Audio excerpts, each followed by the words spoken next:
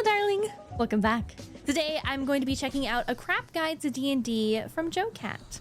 This is the entire playlist all the way through, all the different types of characters you can play, all the way up to DM, actually. I'm very excited. This has been highly requested. I'm very excited to get to it now. If you are new here, please do consider subscribing and really help me out. I'd very much appreciate it. Thank you. Are you ready? Let's go!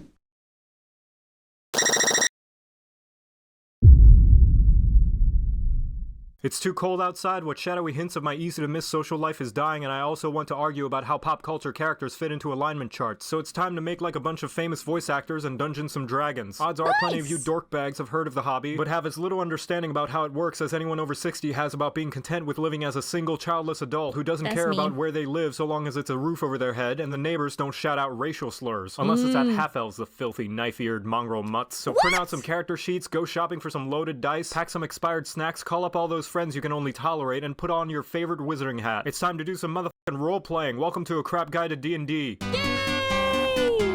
Oh, look at how cute!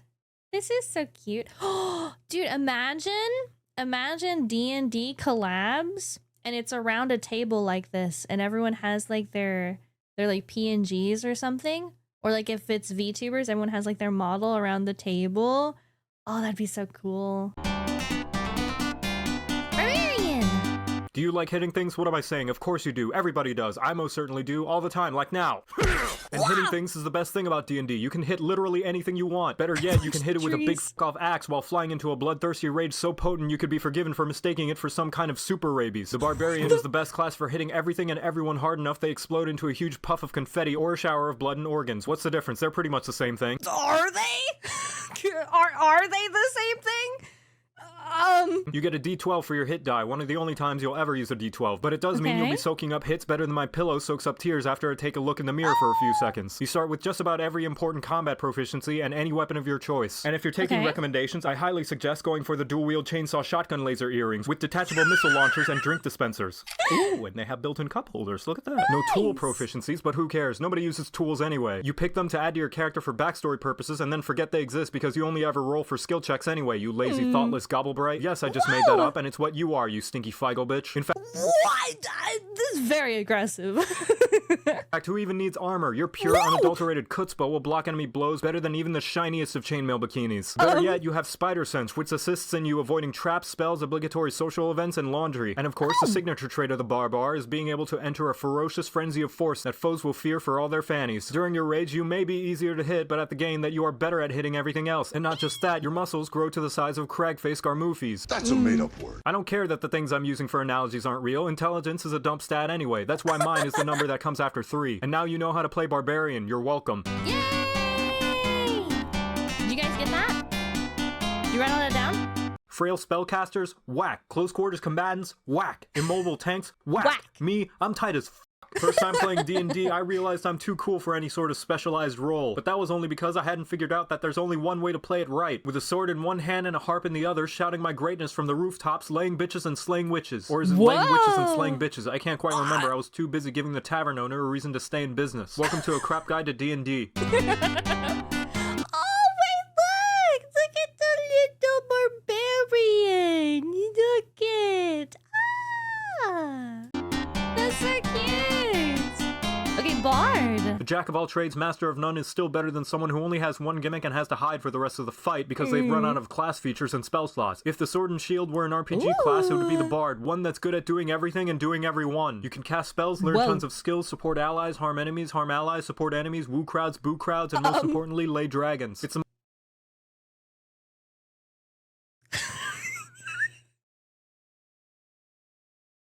Do people do that? Do people do that?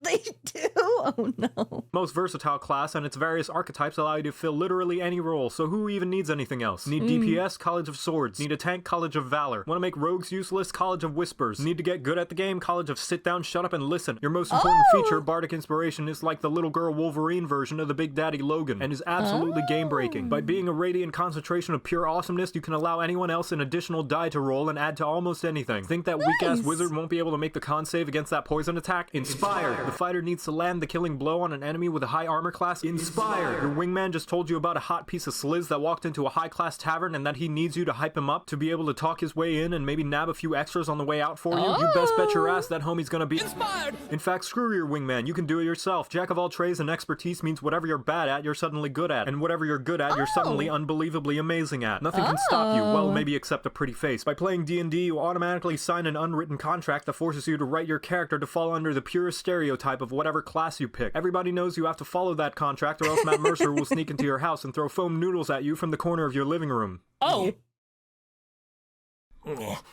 All wizards are smartass eggheads, all rogues are kleptomaniacs, and all bards are lust-compelled sex deviants. It's just the rules, I don't make them. And of course, the main gimmick of the bard is that it's artistically expressive in some way. People usually think this means musician. That's because their brain are like this, while my brain are like this. They can sing, dance, paint, prance, make a pretty dirt drum with a lance. Plenty of ways to further enhance the battlefield if given the right chance. Now you know how to play bard, you're welcome. Nice!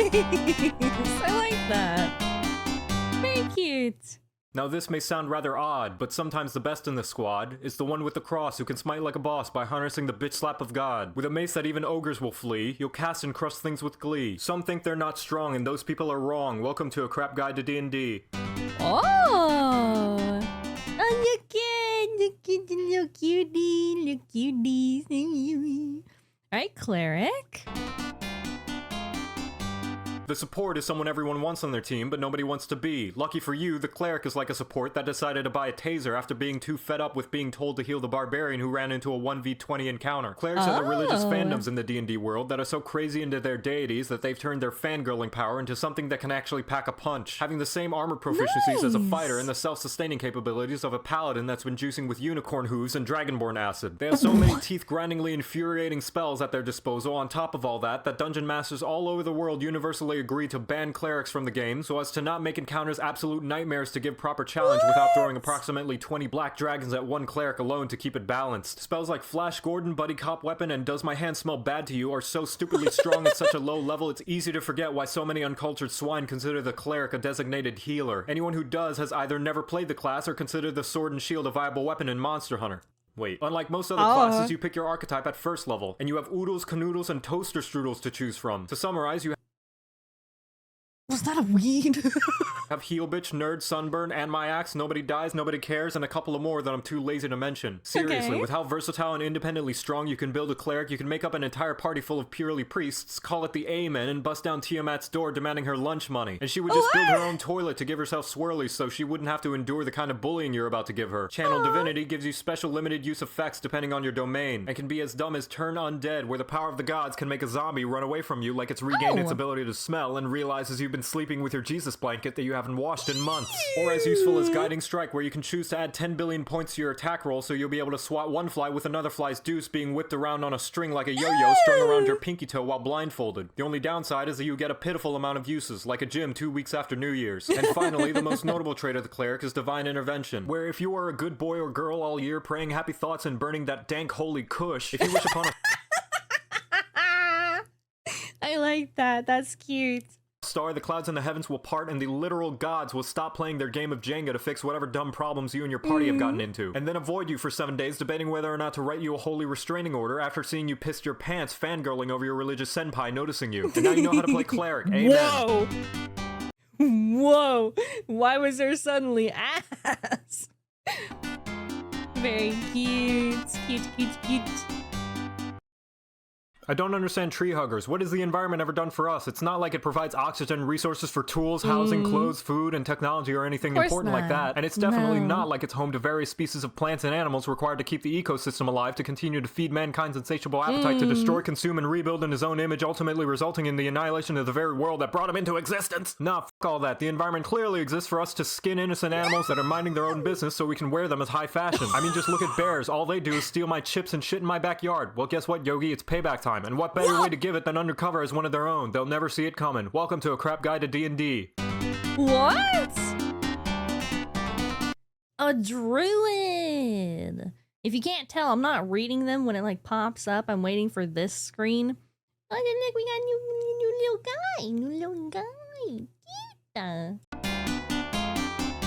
Cute. The druid is what happens when a ranger decides to fully commit to being a furry/hippie instead of just half-assing it because they're only trying to impress that sexy dryad they met in the forest that one time. They're primarily a casting class, but unlike clerics with their holy senpai, warlocks with their sugar daddies, bards with their awesomeness, or sorcerers with their rich magical parents' inheritance, druid's magic comes from Mother Nature, and from first-hand experience I can tell you now she's an absolute bitch.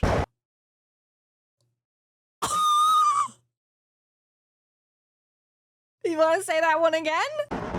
Shut up, bitch. At second level... You can fulfill every furry's dream and transform into an animal, but not just any old lameo neon-colored oversaturated mess like Arjun Darksnout the rainbow dog with an indie band t-shirt over there. No, I mean cool animals like my original character, Grabblejean, the nocturnal giant toad. Don't steal! Your archetype will be based around whether you want to be part of the forces of nature or if you want it to work for you. To list them off, land for different flavors of spells, moon for when you want to take your fursona to the next level, dreams for if you secretly want to play a cleric, shepherd for if you want to be king of the wigglers, spores for if you want to reenact The Last of Us, and twilight for that sweet, sweet edge. Just like all the classes, your features improve with your level. Where druids differ is that their animal-related features mean that the beasts you summon or wear fursuits of don't necessarily get stronger, but rather they're thrown into the garbage and replaced by things with increasingly more fleas. Moreover, they gain additional features a regular animal couldn't imagine if it was high on devil weed, which gets fucking terrifying at later levels. Imagine this scenario. You're walking in the woods, there's no one around, and your phone is dead. Suddenly, spiky thorns sprout out around you, making movement painful. An adorable bunny rabbit sitting in front of you, seemingly harmless, suddenly starts shooting giant bees out of its eyeballs and turning the tree branches around you into black mambas. Design an encounter for that, Dungeon Master. And now you know how to play druid. You're welcome. Damn. Okay. Okay. Oh! New! Fighter man. Overall, he's fairly bland. Hit some stuff, hit some more. Outside combat, it's quite a bore. Look out. He is a fighter man. Oh, cute! That was so cute! Okay, so fighter. Also the kid, like a little frog head. Oh, so cute! I liked that a lot. That was very different, very cute.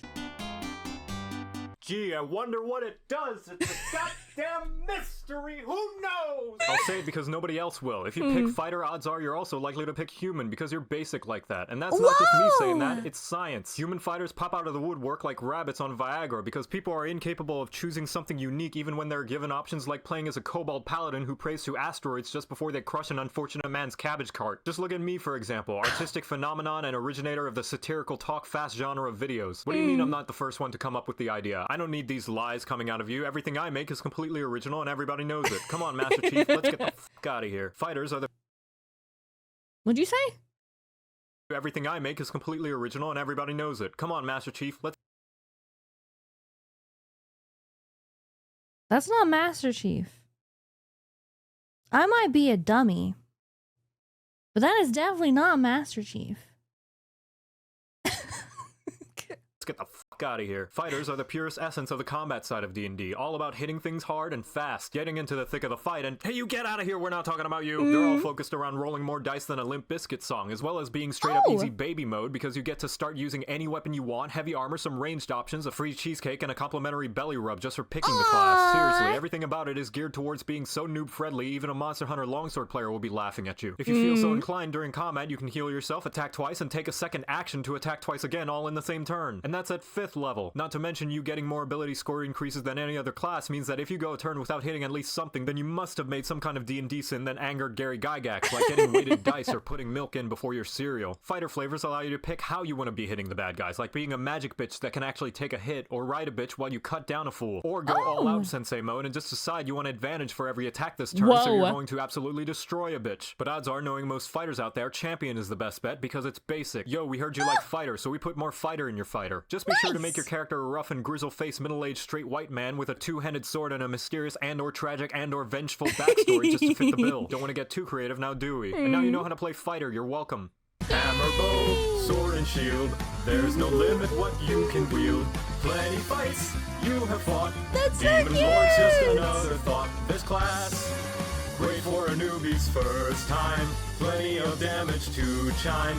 Here comes the fighter man. Yay! That's cute. Oh, scribbling. Yeah, still scribbling. Oh, Why? Because, bitch, you were taking too long. Welcome to a crap guide to D&D. What? How rude. Okay, so we got Monk. Monk. Sorry. Look at the little guy. Stop. It's a monk, but it's monk now, okay? It was like monkey, but monk. Shut up. Shut up.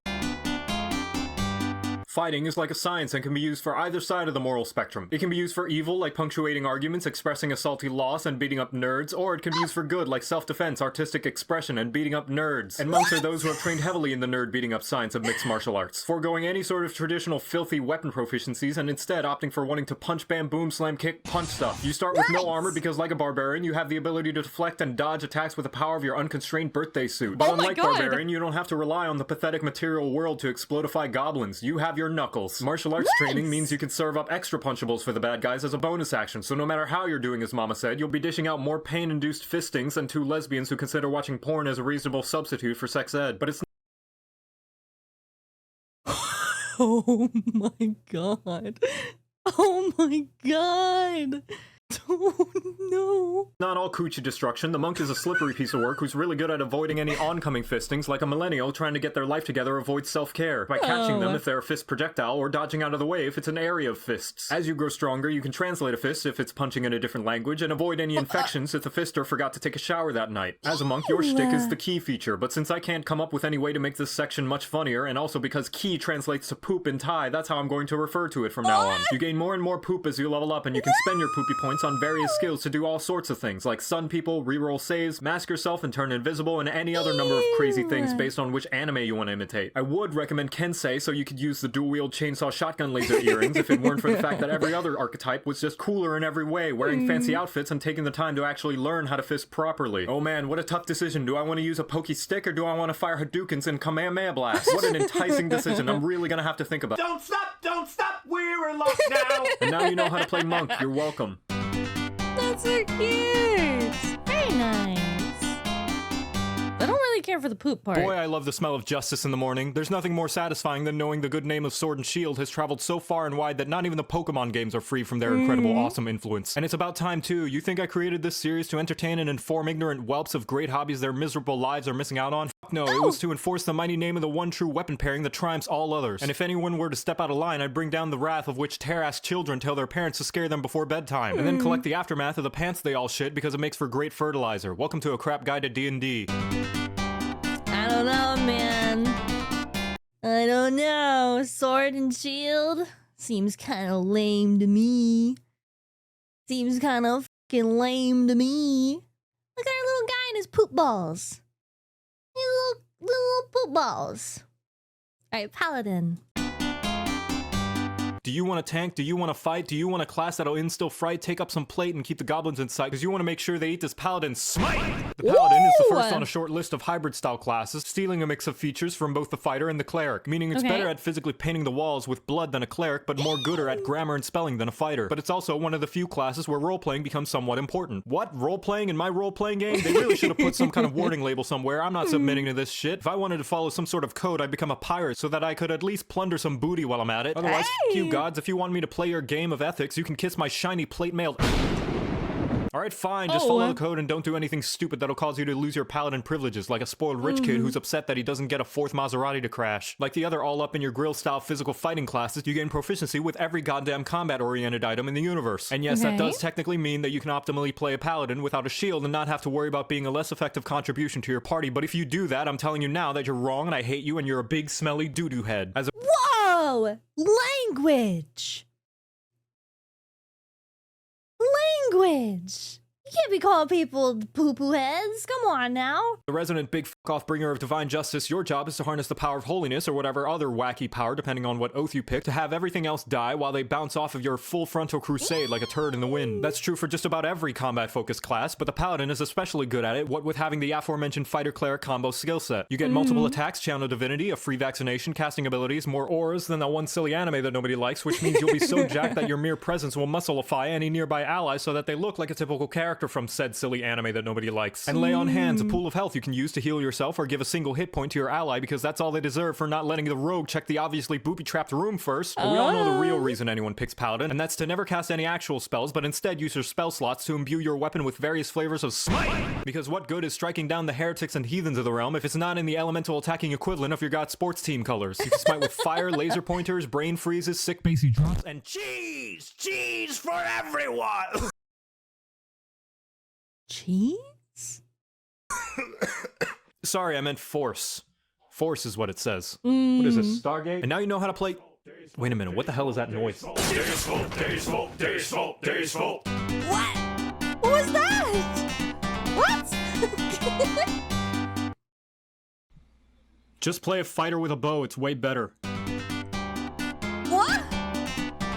Ranger. Oh, so just play a fighter but with a bow. Okay. Oh wait, they moved. Hold on. Hold on, I gotta move out of the way. Look, the bard's over here now. The bard's over by the paladin. Ooh, does someone have a crush? Ooh.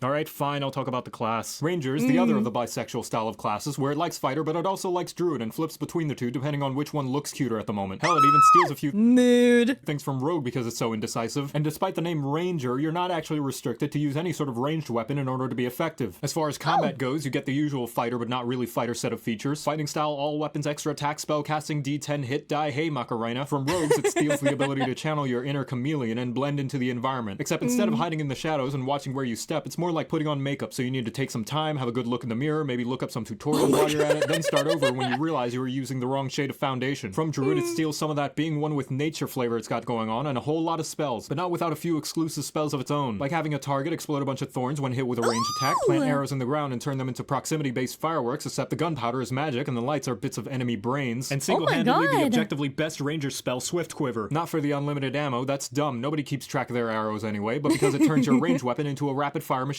gun. But Joseph, you said you don't need to use a ranged weapon to be effective as a ranger. Those all sound like ranged weapon exclusive spells. That may be true, however.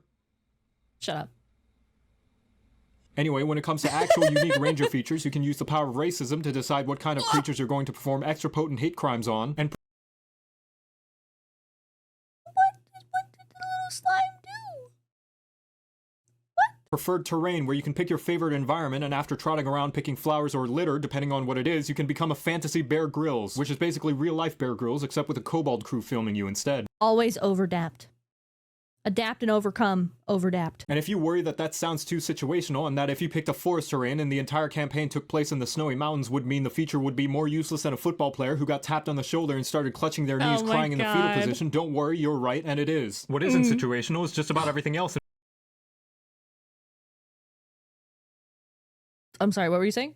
Involving the environment. You can sense what kids are trespassing on your lawn and then not have to worry about the weeds that might otherwise slow you down from catching them and giving them a good weapon! When it comes to flavors of the no really trust us, you can totally use melee and still be a useful class. You have Pokemon Trainer with a gun, like rogues but even dodgier, literally a monster hunter, thinking with portals, and pew pew pew pew pew! Alright, let's address the beholder in the room. The vanilla incarnation of the ranger has a reputation of being less useful when compared to the other classes due to questionable abilities and how they function. That's not to say the class can't be useful or powerful in the right circumstances, but some consider the ranger's situational and sometimes underpowered features to leave something to be desired. However, there's nothing wrong about talking to your DM about changing how certain skills work, if that happens to be the case, so that you can have more fun at your role-playing table. But you know what? At the end of the day, it's not about how many numbers you can do to the bad guys, but whether or not you can shoot spikes out of the ground while firing bolts from your heavy crossbow atop a feathered velociraptor. And now you know how to play Ranger. You're welcome. Nice!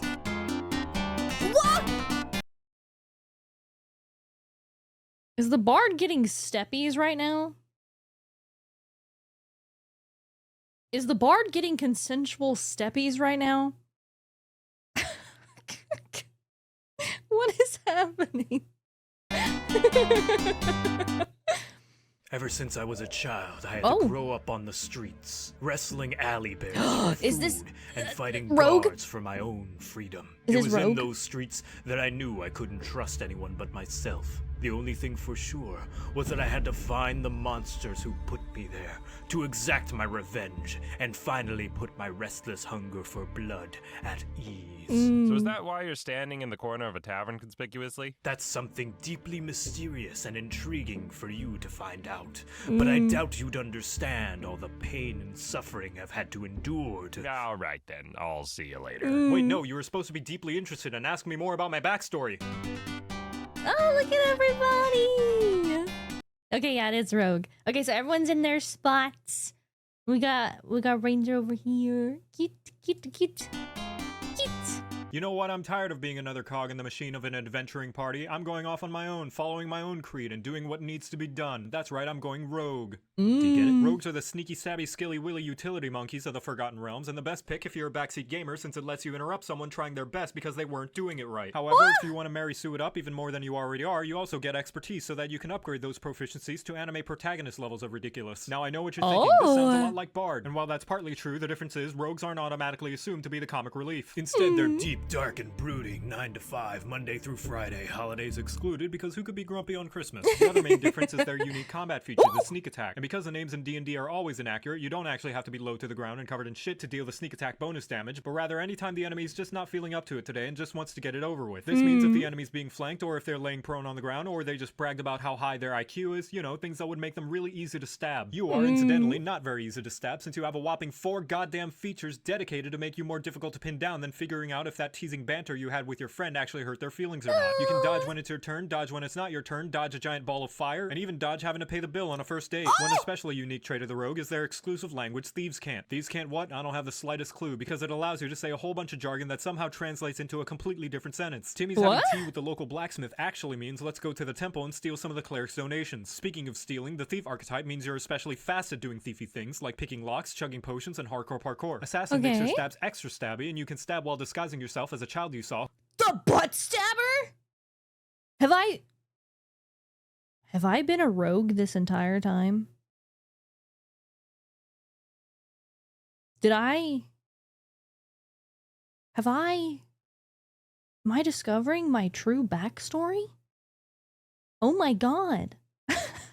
Oh my god, I'm a rogue! Who you can point to later and say they did it. Arcane Trickster basically turns you into a bard, except less talented or attractive, and allows you to hocus pocus somebody's wallet from 3 miles away. Mastermind is straight up Sherlock Holmes, complete with the assholery and catchy theme music. Swashbuckler won't stop bugging people to 1v1 them. And Scout, which is yet another better alternative to Ranger. Your job is to make sure everybody knows how much better you are at doing everything, because when the going gets tough, you know the party's going to turn to you one day and ask you to please pick the lock on the door to the king's castle because the bard accidentally kicked the guard in the genitals trying to seduce them. And you'll gladly show them all the skills you've learned from growing up in such a harsh and unforgiving environment that was once your home, forcing you to learn questionable means and morally ambivalent beliefs in order to survive. Just try not to cut yourself on that edge while you're at it. And now you know how to play rogue, you're welcome.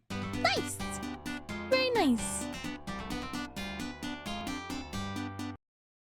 Magic is dumb and stupid and makes no sense, and my brain hurts the more I try to figure out how it works. Except when bards use it, because bards are cool and mages are lame with their colorful flowy robes and giant obnoxiously fashionable hats. No, I'm not jealous, shut up! At the very least though, most of them work hard for their magical abilities, some of them cultivating it through skill and experience, others answering to a higher power, some having a codependent relationship with the arcane, and some lucky enough to have their parents bang a mystical creature and receive a small genetic loan of 1,000,000 mana. Welcome to a crap guide to D&D.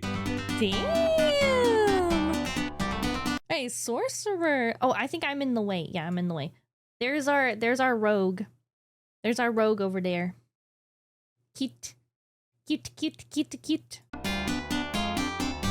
Get your stupid hats ready, it's time for the casters, where your weapons suck, your armors suck, and your martial skills are closer to that of the average D&D player. Instead, you'll be relying on the mystical, magnificent mass of magics. Except in this case, not really relying on, and more like bullying it into doing what you want. Sorcerers are those who disrespect the rules of magic and can easily manipulate it, like it's some young adult who's desperate for food that isn't microwaved or takeout. Maybe that's why your hit die is the one used for Monopoly games. That's right, a pathetic D6, which likely means the DM won't have to do much to make you piss your pants in fear. The Sorc de Soleil's metamagic feature means you can enhance the spells you cast by paying off the essence of arcane with the inheritance money you got from your magical parents and allows you to influence your spells to take on a variety of effects to your liking. Its effects include, but are not limited to, biased AoEs, angry AoEs, spells that gotta go fast, say, "Nuh-uh, I totally got you, I hit your shirt, clothing counts, get an extended spell warranty, double penetration, or even cast with the sound of your armpit farts if you don't feel like talking that day." Oh my god. And you can do all that and more by using your sorcery points, which has got to be the two most absolutely nerdiest words you could ever put together in a single phrase. It's also a weirdly effective safe word because it allows your magical BDSM to stop so your spell slots can catch their breath and recover. With archetypes, you have squishy clerics, zippy zappy, casty blasty, watch for the lightning, it gets nasty. Darkness, darkness, darkness, scaly and denial, and the only one that really matters, the Wheel of Wild Magic! Ooh. Where you and whatever other lucky souls nearby get to experience the high-octane thrills of randomness. Think your pathetic magic missile just won't cut it? Don't worry, with the right kind of luck, it could suddenly open up a one-way portal to the Fire Plains. Who knows what crazy, helpful, and or harmful effects could happen due to your gambling addiction?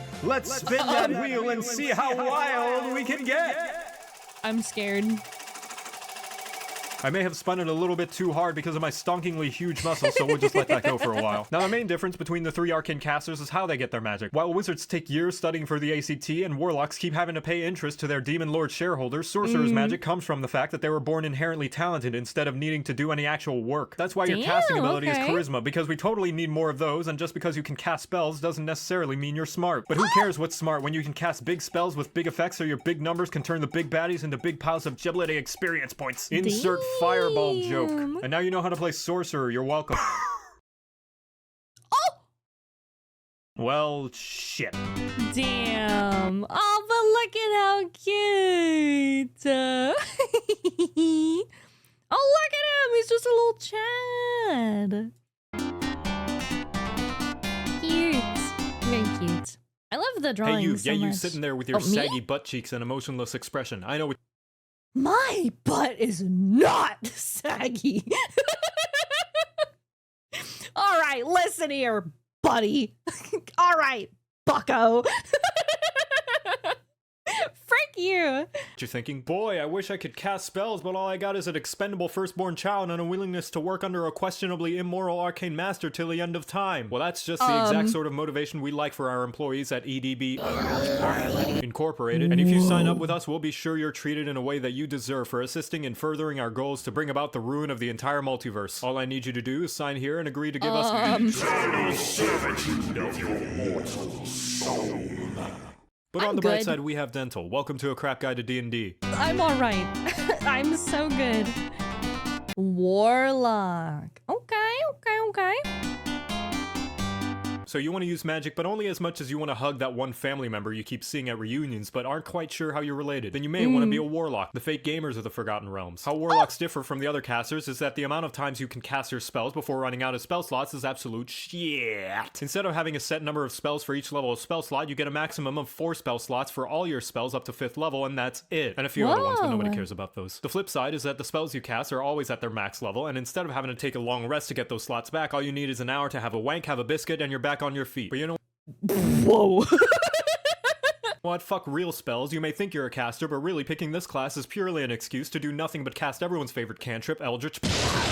Cast it at weddings, funerals, beach parties. Or you can just cast it randomly because the party's taking 5 hours to buy a single dagger from the shopkeeper and you're bored. Aside from casting nothing but Eldritch all day, the main draw of the Warlock is the fact that it's the greatest game of dress-up dolls of all time. Eldritch invocations allow you to custom tailor your Warlock so that it suits you better than my form-fit Kieran assless chaps. You can talk to animals without needing to cast a spell, go straight up invisible whenever you want, but most importantly, there are invocations that allow you to customize your Eldritch so that whenever you shoot your gobbledygook at whatever poor sap that looked at you funny, you can pull them forward and do your best Scorpion impression, snipe them from 2 blocks away, or make the beam of arcane destruction smell like strawberries if you like. But it's not all fun in Eldritch because remember, you sign a pact with a patron, so your power is being loaned to you from an all-powerful arcane sugar daddy. So you will have to pay interest if you want to make sure all that magic stays nicely tucked into your Eldritch sack. Luckily, they're not like bank loans because you can actually pay them off and they're not always inherently evil. You have the choice of being bossed around by a literal devil who decided to make you their favorite person, so they're gonna be your mommy for a little bit. A skeleton who ironically refuses to let you die because you still owe him 2 platinum. Fairies who are just straight up assholes. Gods, so you're basically a cleric now. Literally Cthulhu. But forget all those because the only real option is to have your patron be a magically possessed sentient sword and shield that yells when you swing it. Basically, you have such a huge amount of options to choose from with how you build your warlock, it's very unlikely any two warlocks will be the same. So get your shopping baskets, light some candles, have fun customizing, oh, and remember you have to sacrifice 3 more babies by the end of the week or you're fired! And now you know how to play warlock, you're Oh my. Oh dear. Okay. Impressive, you know? I mean, I've never had a student score 0 in everything before. Ooh. What do you mean? I chose exactly the perfect spell for every situation. Well, you answered Fireball for every question. What's your point, person within fireball distance? What I mean is you can't expect a big damaging area of effect spell to be the answer for everything. Maybe Why not? try some different spells. Maybe minor illusion to trick the enemy. You can find a Nah. fae or a fiend to serve as your familiar, or even prestidigitation. It has a surprising amount of uses, even though it costs nothing. I'm about to prestidigitate all over your desk if you keep suggesting lame-o spells. Whoa. What I'm saying is you should expand your horizons. A wizard is the apex of the arcane, the ultimate utility caster, and one of these days you're going to Cast find yourself Fireball. in an encounter where Fireball isn't going to... Where'd you go? Oh. What the f... Welcome to a crap guide to D&D! Oh, look at our little guy. Look, he's so cute. Look at that beard. Wizard. The classic, the OG, the frail old man with a stick that Whoa. shoots magic missiles at a few goblins and then has to go door to door telling his neighbors he's a registered hex offender. The wizard is the most powerful class if you ignore any other classes that are stronger, which are all of them, because this thing is more fragile than a single layered sheet of toilet paper that's been soaking in the soggy crack of the bridge troll's ass cheeks. This class is the sorcerer's lamer, more studious, dorky neighbor who does all the hard work for none of the recognition. You get saving throws and intelligence and wisdom instead of constitution and charisma, so sure you'll be able to ace that pop quiz and not have to worry about being distracted, but you won't be able to hold your liquor or score any hot dates at Chad Firebolt's party in the Golden Mansion his chromatic dragon dad bought him. If you're looking for the silver lining, the wizard is definitely the heaviest case of be careful who you call ugly in magic school. The wizard's spell list is thicker than the Storm King's thunder thighs. You gain spell slots like a shower drain gets hair, and during a short rest you can even choose a small amount of spell slots to recover depending on your level. Best of all, at higher levels you even get the ability to cast your favorite low-level spells as many times as you like. But who are we kidding? You're likely going to be dead before you reach that high, either killed by your own fireballs or killed by all your pissed off allies who were caught in your own fireballs. Hold your horses there, Mr. I actually believe wizard memes are as funny in the game as they are on social media. All your spells are tied to your spellbook because wizards have short-term memory loss, and unless it's a cantrip, you can only cast a spell if you have a 3-step tutorial with pictures to color. But the work doesn't just stop there. The stronger spells at higher levels are going to need expensive magical components to cast them if you don't want to embarrass yourself with arcanal dysfunction and suddenly your finger of death feels more like a finger of mild discomfort. People say wizards are the utility casters because of the massive amount of spells at their disposal, many of which are apparently great for a wide range of situations. I'm here to smartly inform you that those people are stupid. Use fireball and only fireball. Nothing but fireball. Just fireball. Just fireball. Just fireball. Because they are the nerds of D&D, wizards have an unhealthy amount of knowledge of all of the different schools of magic. So instead of having their archetypes based around a certain theme, they get one for each of the aforementioned schools of magic, which is too damn many to go over, and frankly, I don't have the time or gummy bears to last a whole lecture. Instead, I'm going to quickly summarize each school of magic, and also war magic, cause f you, and I'm gonna do it all in song! Yay! Evocation elements to burn or shock or freeze your friends. Necromancy spares the dying, or you could just resurrect them. Abjuration keeps you safe and almost makes your armor fair. Divination helps you sense, detect, commune, and talk to bears. Conjuration, portals and make stuff for free. Transmutation, turn things into other things. With enchantment, buff the buff or in between. And delusion, visual tricks to prank the brain with fear and silence. Blur and go invisible, pretend you're someone else's dad. Disguise, mislead, take on their life. War magic is like tank mage, getting lots of defense, flexing as you cast. And now you know how to play wizard, you're welcome.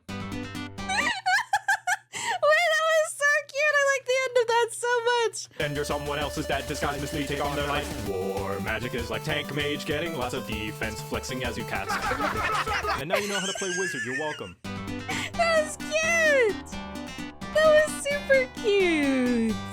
A wise man once said magic is dumb and stupid and makes no sense, and I trust that man. He wields a sword and a shield, so why use magic when you can use big brain energy and the power of science? And I know how much nerds love science, so much that they won't shut up about it and one day start making weird advances towards their Texas Instrument. Listen, we all have our urges, but seriously, get a server room. Welcome to a crap guide to D&D. Look at all our guys. They're so cute. Look at them.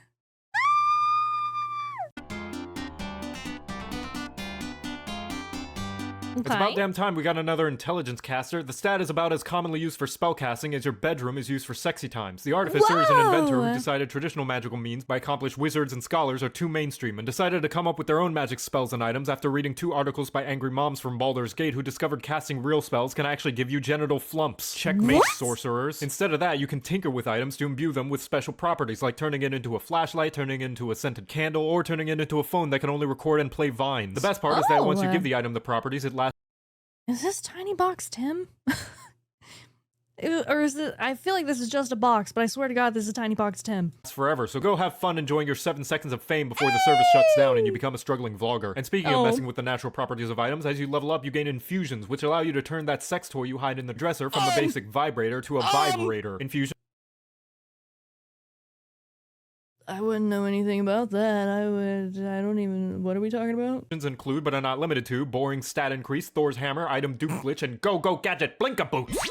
This is all due to your massive IQ rating of 20 billion, which is so high you can add your intelligence modifier to any of you or your ally party members' dice rolls and become the ultimate backseat gamer telling them about the bad guy's weak spots because there's no way their simple minds could have figured it out on their own. And if that doesn't work out, you can use one of the 50 magical items you've made yourself and refuse to part with like someone on an episode of Hoarders, or pull a fast one and throw the magical vibrator that you secretly stored a charge of fireball in. Being the new class that it is, the Artificer only has 3 subclasses so far, and no, I'm not going to cover the new ones that come out. Stop asking, I just want to go on vacation with my sword and shield already. The Alchemist is like a drunk doctor and gains a few healing spells, can buff allies with the power of drinking and gambling, and can help you grow closer bonds with your pets.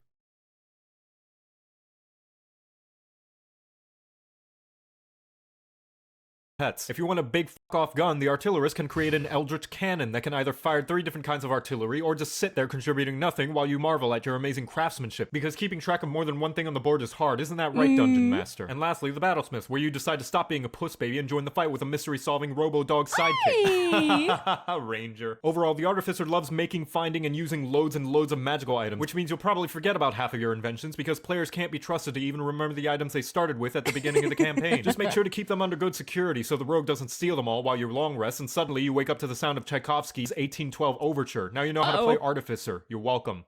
Nice! Oh, look at how cute! Look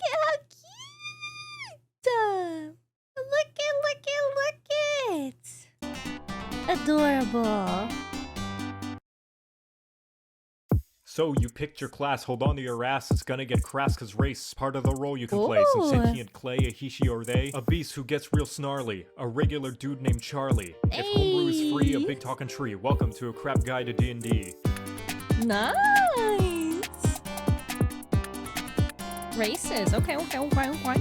Arakakra, big fucking bird, you got some wings so you can fly, and if non-weapon melee's preferred, they get sharp talents to bit scratch a guy. Or maybe you're more of an Asimar, still avian, if you lower the bar, angelic people with radiant energy, or darkness if you flap your wings edgily. Bugbears aren't actually bears at all, more like beastly orcs and just as tall, but oddly sneaky and your arms are long, so you're really freaking good at playing basketball. But if going full beast is a little too far, you could always do half and decide to be a centaur, charging the enemies so they can readily get steadily back up while you stomping them deadly. For Sneaky Bunch, changeling's cool, you make a disguise, get a worthless tool, you can change your face to whatever race, there's nearly no limit who you can fool. Dragonborn, no, not the Skyrim kind, are likely the kid of a bard that'll find dragons really hot, so now you shoot acid, or whatever other color your parents preferred acid. The typical dwarf with a beautiful beard, you work with your hands and are physically sturdy. You seem informed about rocks, which is weird, try not to obsess or the sesh will get wordy. Elves are pompous pricks, a dozen flavors to match and mix, they live a long time, don't sleep instead trance, and are hard to be charmed, so bards keep it in your pants. Pick a fearbulk, a chill-ass cow, most of which have druidic vow, and don't ask how, but they can turn invisible, which is a big concern. Genasi, elemental genie bastards, one of 4 elements that they have mastered in some way, lets them do cool shit like waterbend or have a fire-breathing armpit.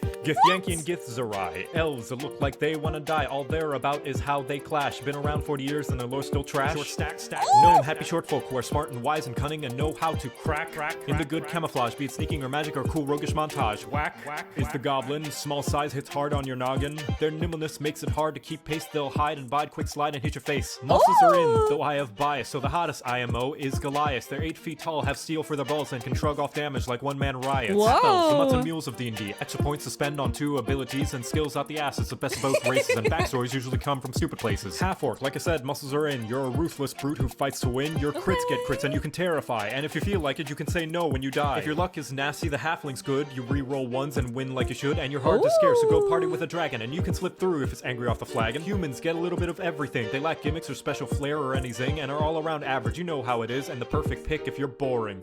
Oh! Races, all the Look at 'em all! races, all the races. There's plenty to choose from, too many, so come witness the list of this guide to all of the races, all the races. Hobgoblin. They trust in a code, be it God or communism or giant toad. They're a prideful chode, so whenever you fail, the more watch you retry means you go beast mode. If you're an edgy avian, Kenku sneaky, agile and crafty and can easily lie. They can mimic voices to be a bit cheeky. Too bad they get bullied because they can't fly. The kobold is a mischievous one. They hate bright light, and there's often more than one. They can trick dumb fools and steal their jewels, but ganging up together can be pretty fun. Guess it's scaly hours, cause lizard folk have sticks up their ass and can't take a joke. They can bite and craft and stay a while underwater, and have hard-ass scales to block cannon fodder. Loxodon are straight-up elephants. They're large size and thick high, make them dead. Got trunks to smell and are wise and mostly merry, but piss one off and you'll see they're damn scary. Wanna breathe underwater? Lokatha is a fish. A straight-up fish, literally, just a fish. Your armor starts high and get tons of resistance. Stay dry and you die, you're still just a fish. Big beastly bull is a minotaur. Got horns to charge if you run pretty far. Make them shit their pants while you're at it. Being big and scary is a habit. Speaking of orcs, superstitious and strong, but also often wrong with a -2 to int. That's okay, so to say, you're aggressive and massive. Got angry parents means they're rarely passive. Cat girls rejoice, Tabaxi is here. Obsessed with stuff and quite the sightseer. Fast like a cat, get claws and climb far. Tons of coats like leopard, tiger, and jaguar. Tiefling's a demon with a lot of looks. They're horny and hot and often a provoker. In the lore anyway, a lot of hate. It's normal, I guess, when you're a panty soaker. If you want to be a big reptilian who's strong and hardy, then Tortle has a shell that's AC's a million, so have fun being a hermit immortal. Triton is just an aquatic elf who evolved itself in the continental shelf, and you're basically Aquaman. Fish can understand you. No, they won't do your laundry just because you demand to. The Verdant, like a goblin, but pretentious. Mind powers that make mystics contentious. Bunch of passive shit. What is this, peace hour? Come back and talk to me when you learn real power. You want to be pure blood like humans, but snaky. Never make a date with one, I hear they're flaky. Manipulative bunch with magic resistance. Don't take their oral offer, no matter the persistence. Their human mix is the Kalishtar. Got a lot of mind shit that's really bizarre, like telepathy. Dream protectively, like angels if they couldn't be effectively. The Shifters, like a half lycanthrope, with 4 different types with exclusive features. You can't transform, at least not fully, so you often look more like a freakish creature. Cynic hybrids are a random fusion of aquatic things, like a squid or a crab. Gain bonuses, depending which one, so have some big pincers for new ways to stab. Warforged. Robots forged for war, don't have to eat or sleep or breathe, and what's more is you're tanky as well, being hard to steal. The only downside is you'll never truly feel. Vidalkin tells us nobody's perfect. Look like Navi people without the long neck. They get lots of bonuses. To smart's not shocking. Good luck ever getting one to stop talking. And that's the lot. And always remember, class race importance is pretty seldom. Use whatever you fancy. Make a chubby fighter dancing. Now you know how to pick your race. You're welcome. Races. Yay! All the races. Wow! Races. All Very the nice. races. Very, very nice. There's plenty to choose from, too many, so come witness the list of this guide to all of the races, all the races. There's a lot. What's wrong, you pathetic, sad, procrastinating dungeon master? Can't come up with a worthwhile and interesting combat encounter, and you only have half an hour before the session because you spent the last week fascinating about a totally different campaign you wish to run one day, but ultimately know you never will because you're in a constant state of prep work and insecurity? That's okay. Everybody knows no matter how basic the combat is, it's going to take forever anyway thanks to any spellcasters and people on their phones, and is mostly just a chance for the DM to stall for time while they figure out the next story beats. That and an excuse to show off whatever art of the thing the players are fighting that the DM paid $3 grand in commissions or miniatures to make for them. Or you could just grab whatever the nearest thing on your shelf is and say, "F it, we're fighting this little bastard today." Welcome to A Crap Guide to D&D.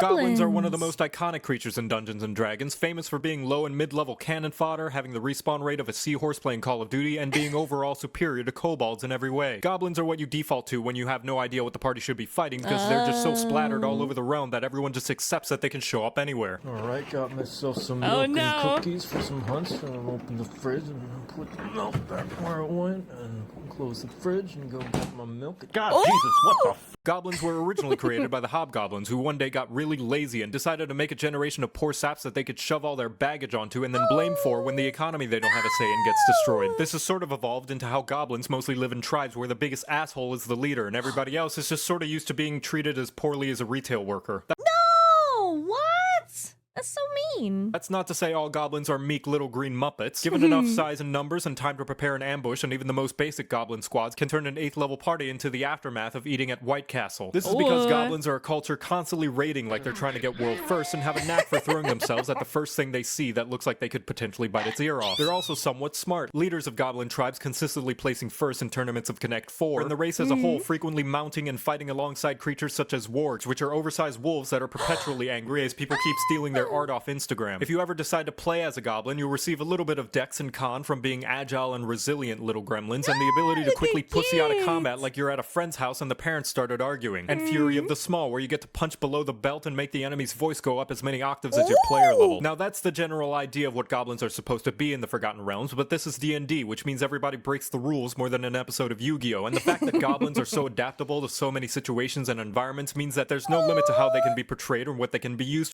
What? Look at! There's a Boblin, Rocklin, Snowblin? Richblin. Oh, it's so cute! For. You can make them mindless monsters that fill the last few empty rooms of a dungeon, or adorable little scamps that the party will adopt the instant they see them, or design them so unexpectedly attractive that it'll make people question if they discovered a new fetish or if it was there all along and this was just its awakening. You too can throw an endless supply of XP at your party while giving them conflicting feelings on stomping on an innocent little cutie pie that was just minding its own business and just wanted a little bit of love. Isn't that right, you sweetie petite? Ow, son of a bitch. And now you know how to use goblins. Booyah! Yay!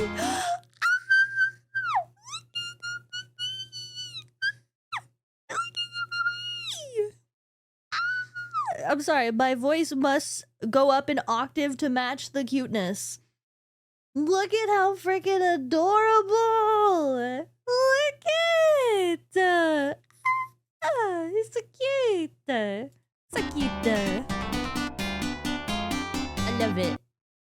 Didn't you already make a crap guide to Barbarian? Well, yes, but actually no, that one's garbage. It's shit. It's poopy-doopy and in need of some update and polish like a live service game 2 minutes after release. I've gained a whopping 1 additional point in my intelligence since then, and I'm now superior in every way. Smarter, stronger, more wiggly than ever before. And this is the only one I'm doing, so don't hold your breath for the others. They're perfect forever. So let's start from the top. D&D is for dorks, what with all the complex words and math. It's packed to the brim with a bunch of mechanics and systems, and nobody has the time to read because they're too busy not playing D&D. But no worries, you third-string athlete who occasionally looks at their old high school pictures and then reflects in the mirror wondering what happened. Lucky for you, I have a class that'll need as much brain power as Varsity had to use on their midterms. And all you gotta do is learn how to throw a tiny plastic icosahedron just like how you threw every single game coach put you into. Welcome to a crap guide to D&D. Yay! Barbarian again! Everybody likes to hit things, and D&D is the best because you can literally hit anything you want, including the other players, and what better class to hit everything than the Barbarian, who's the best at hitting things and never stopping hitting things. Having a D12 hit die means you have around a Googleplex of hit points by level 2, and unarmored defense means the chunkier you are, the better you can block and avoid attacks because the enemy's too distracted at how your fat hairy tits are flailing about. Better yet, you have Spider Sense, which allows you to avoid traps, spells, social events, and laundry like you've just moved out of your parents' house and are trying to get your life together. But enough about defense. The real reason to play Barbarian is to hit it very hard, going into a bloodthirsty you can channel. Oh my god, why did I just think of that? Oh no, what is that little like office person thing? Oh no, it's like a red panda. It's like a little red panda and it's like an office worker. And then it goes to karaoke and then it like just does screamo. You know what I'm talking about? That, I think, is that it? Is that what it's called? Aggrezzo? No, that is not how you say that, but that. That's what I thought of with the rage. Your anger into the might of 1,000 dads who just felt the thermostat get adjusted, and during your rage you become the world's greatest goblin juicer. You gain bonus damage, advantage on strength checks, and any and all physical attacks will bounce off of your day 1 patched pecs. Whoa! As you gain levels, you get progressively angrier and angrier, getting a straight up flat increase to your movement speed, an extra heavy swing when you land a crit, and become too angry to die potentially forever as long as you keep hitting things. As far as flavors of goes. There's the Berserker, if you want to swing your weapon Okay. like it's taped to a ceiling fan, mistaken stupidity for bravery, and have an unlimited supply of Uno reverse cards. Alternatively, the Totem Warrior is like a gateway furry, where you channel your Whoa. favorite Robin Hood crush and pretend everybody is Prince John. Battle Ranger to become a really pissed porcupine. Storm Herald if you want to make the environment around you as pissed as you are. Zealot if you want to be a diet paladin with a smite and aura that's made with 0 sugar. And Ancestral Guardian if you're a scared little bitch. Offense is the only offense, and I will have none of these tactics in my combat encounters. What, you thought I biggered my brain so I could think harder and waste time when all that planning fails because of a bad roll, and then I have to sit around being useless for the rest of the session? What do you take me for, some kind of wizard? Well, do you? Huh?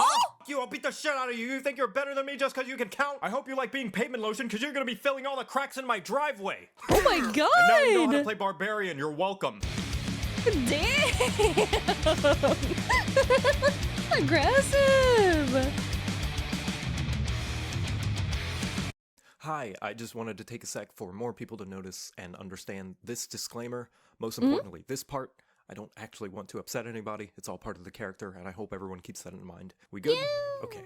Everybody likes personality quizzes, right? See what your spirit animal, how burnt of a toasted slice of bread you are, what's your worst trait as an employee based on the brand of cereal you like to buy. They're great because most of the time, if you don't like what the quiz results give you, you can look up which answers contribute to what result and just get the one that you wanted in the first place and then brag about it on social media. Wow, would you look at that? I'm such a Slytherin because I'm so cunning, right? Yeah, well, joke's on you. That was all an intelligent ruse. I'm actually a Ravenclaw. Or am I? Same with star signs. They're just vague enough that they can boil down to, you're a thoughtful individual who sometimes overthinks things and can be impulsive, but in the end of the day wants to do the best that you can for the people you care about while never settling for the worst possible outcome. And I That is exactly what I hear anytime I hear anything with astrology.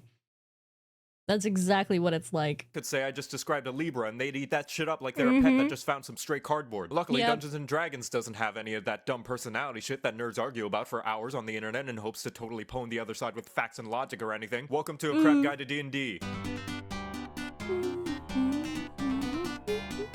Alignment. An old relic of the past and the easiest way to start fights both on and offline, the D&D alignment chart is its version of a personality quiz that no one can agree on. You've likely Okay. seen this tic-tac-toe board being used with pop culture characters being placed in each segment, giving a vague Yes. idea of what each of them means. But then all it takes is for you to put someone in the wrong place and then everyone starts throwing fists as if they had just found out that you used their facial hair razor to shave your butthole. Remember, characters can only be one alignment forever and must only ever do things considered to be that alignment because thinking about character depth and development is hard, and when people disagree with me, I take it as a personal attack. More importantly, as a player, you get to say what your character's alignment is, and no one can ever debate that you're not playing that alignment because you know your character better than they do, and they're just jealous and wish their scrubby sheet was as cool as yours, so they can suck fat nards. Wow!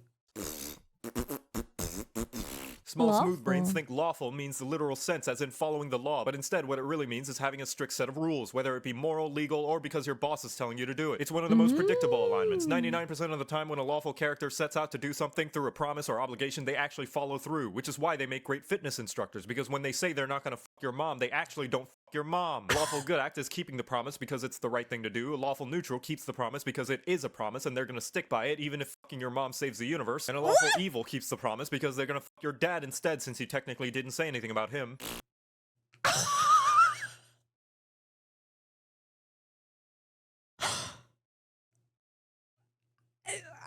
I mean, you're not wrong.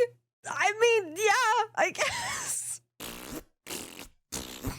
Inversely, the chaotic side of the chart are for characters that don't give a fuck about their integrity and do whatever the hell they want because they feel like it. Small smooth brains will use this alignment as an excuse to be a total wangrod and have an inconsistent character with no definable traits. Also known as the chaotic alignment's more recognizable cousin, the stupid alignment, with its constant wacky lol so random XD approach to playing their character. The most common examples of chaotic acts are lying, cheating, and stealing, aka part of a rogue's balanced breakfast. A chaotic good is stealing from the rich and giving to the less fortunate. A chaotic neutral cheats to win a tournament and uses the winnings to eat something aside from a bread sandwich every night. And a chaotic evil will lie about not fucking your dad again and then burst into his bedroom as soon as you blink like a really slutty weeping angel.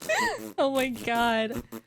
Good and evil. Good and evil sides of the alignment chart are pretty straightforward. Good is if you're a good person, and evil if you're a jackass. But that's a small smooth brain surface level understanding of good and evil, as in no, just because you don't stab people doesn't mean not stabbing them is a good act just because stabbing them is a lot easier. Good acts are ones that go out of the character's way to do good and help others, sometimes even to the good person's detriment, and oftentimes even if there's no promise of any sort of reward in return for the act. Like using your own hand to get a friend's favorite Lego set out of the toilet, even after a night of really spicy curry. In contrast, evil is pretty straightforward, i.e. actions that could actively harm people, or not caring about how those actions could knowingly harm people. An evil act would be being the person who threw the Lego set into the toilet, knowing full well it could be somebody's favorite. But good and evil doesn't just mean motives, it means methods too, and just because you have nice ends doesn't mean having mean means makes it any less mean. Example, you've caught a kidnapper and need to find out where they're hiding their captive so you can save them. A good act could be offering some snacks and a binge watch of their favorite show in return for information, whereas an evil act would be chopping their nipples off. Oh my god! The neutral cross of the alignment chart is for players who are terrified of commitment and refers to acts that either don't fall on either side of the good, evil, or lawful, chaotic side of the spectrum, or characters that are horse for choice and like to do whatever tickles their pickle the most depending on the situation. Maybe they'll be employee of the month for one boss and then shit on the desk of their next. Basically, the neutral ends of the alignment chart are the most pure and concentrated, like the curvature of my butt cheeks, and do basically anything and everything that could be considered the essence of that side of the chart. And of course the middle ground, true neutral, aka the one that's always playing devil's advocate for literally everything, like they spend 10 hours a day discussing opinions on Reddit. And there you have it, the totally accurate, totally objective descriptions for each side of the alignment chart with no room for any other interpretations whatsoever. And if anyone tries to argue otherwise, they can suck fat nards. Also, never let players pick their own alignment, because when they do, it actually looks like this. But that's totally because I'm such a Gemini, and we don't think people are self-aware enough to be able to categorize themselves without being subconsciously influenced by their own personal biases. And now you know how to use alignment. You're welcome. Thank you. Cute. You may think you know D&D, but guess what, nerd? You don't. Not until you understand what the fuck is all this shit. What is this? What is this? Why do I need to know animal handling? The fuck is Arcana? The shit are hit dice. What's a proficiency bonus? Why are Electrum pieces so stupid? Well, strap in for a formal education, ass hair. I'm gonna reteach you how to do math, because let's be honest, you still use a calculator to add and subtract single digits. Welcome to— Okay, buddy. You know what? I don't need a calculator when I got my hands. I count on my fingers like a real woman. a crap guide to D&D. Thank you. Character sheet. Okay. This is your character sheet. Your character cannot exist without it. However, it doesn't always have to look like this. It could be a simple flashcard, a scribbling in a notebook, or an app on your phone. What are you trying to read? What's all the And if you like being spoon-fed like a baby who laughs at the phrase pee-pee poo-poo watermelon. And when playing as a character in D&D, you will refer to the character sheet whenever you have to roll the various kinds of dice that decide the outcome of your actions. Many are intimidated by this mighty thingy's magnificence, but mourn them ye shall not, for they be weak-ass bitches. It looks like a whole lot, but get a hold of yourself and take it one step at a time. The first person to voluntarily stick something up their butt didn't get anywhere by crying about how intimidating it is to stick something up their butt. They just did it, and look how far we've come. First of all, at the top we have the basics: name, class, race, background, and dumb BuzzFeed quiz results. These things will determine later things, so don't worry about those things until we come to them later. But if you don't know what you want those to be yet, that's okay. We can mosey on over to this tower of pimps, which will be the most important part of your entire sheet. Mobility scores. These are your basic stats, the strengths and weaknesses of your character, and the main determiner of whether you're gonna be snooping or spooping when dungeoning those dragons. Strength is your strong, heaping muscles, how much shit you can carry, how well you can push or pull heavy objects, and how well you can make your pecs dance.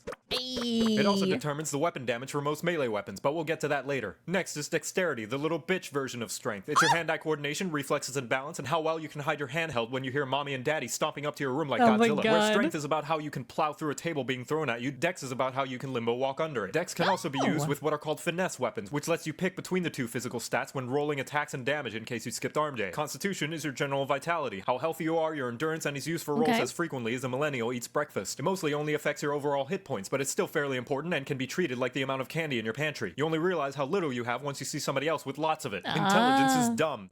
That is, unless you pump it up for big galaxy brains and become smarter than the average bugbear. It's used for general knowledge-based checks involving things like recalling info on history, magic, religion, and most importantly, defeating things with facts and logic. To generalize, it's book smart, so you know a lot of things. It's also used as a spellcasting modifier for both the wizard and artificer classes. Oh, don't worry, we'll get to spellcasting later. I can't ask a question. Fine, frick you. Bitch. Wisdom is This fucking guy. one that confuses a lot of people because they think it's just like intelligence. And I'm willing to bet those are the kinds of people who think cheese and mayonnaise can coexist on a sandwich. No, They can't? Am I just wrong on all accounts? What? System is more your street smarts and also general senses. It's knowledge based on practice and experience. No, not that experience. And it's the difference between knowing if a plant is poisonous and knowing that the person who told you it was poisonous lied about it because they don't want you finding their beloved lemon tree, you damn lemon whores. It's also the casting ability of clerics, druids, and rangers. Finally is charisma, how to tell if your character it can mean anything from your general likability to approachability to public speaking ability to betting ability. It's your charm, your confidence, and general way with people, whether it be luring them into a trap or aggressively scaring them so bad that they actively jump onto the trap out of fearful compliance. And it's the casting ability for bards, paladins, sorcerers, and warlocks, because remember, you gotta look pretty for the boss patron if you want to get that big eldritch bonus. Now that we're done covering ability scores, we can go over how you get them. And there are 3 generally used methods. If you're a wee baby who needs to meticulously make your perfect OC or else it won't be faithful to your precious self-insert, there's the point buy system, which works like a basic video game. All your stats start at 8 and you have a pool of points, usually 27, to distribute between them all, with the cost going up to 2 points per ability score increase higher than 13 and the cap being at 15. If you hate math, that's too bad because there's going to be loads of it later, but if you want slightly less of it, there's also standard array, which gives you the numbers 15, 14, 13, 12, 10, and 8 to... That's what I did. That's what I did when I did mine.